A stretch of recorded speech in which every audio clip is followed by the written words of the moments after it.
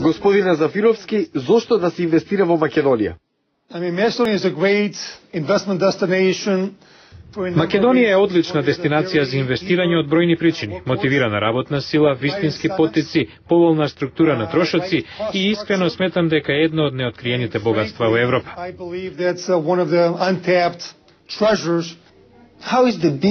Како ја оценувате бизнис климата за мали и средни предпријатија во Македонија? Има ли напредок на тоа поле? Малите и средни предпријатија беа тешко погодени во поголем дел од светот во втората половина од 2008 и целата 2009. На почетокот од 2010 нема голем напредок. Сепак убеден сум дека најлошото е зад нас и прашањето е колку 2010 ќе биде подобра од лани.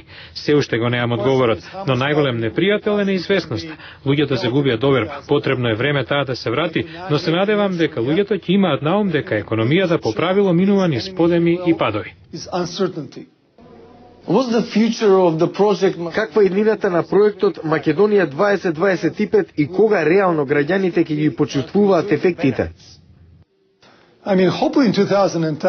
Се надевам во 2010. Проектот Македонија 2025 има 8 директори и е непрофитна организација. Имаме тројна цел.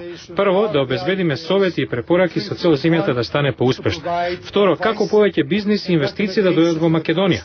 Трето е, како да промовираме претприемништво, но и начинот на кој размислуваат генералните менаџери во Македонија. Дали сметате дека нерешеното прашање за името со Грција ги одвраќа потенцијалните инвеститори од Македонија? Има многу предизвици со кои се соочува Македонија, исто како и Грција. Земјите се на различно ниво на економски развој, но истовремено обете влади и граѓаните од обете страни очекуваат подобра трговија, образование. Ќе биде мудро и за Грција и за Македонија да постигнат договор што ќе биде прифатлив за обете страни.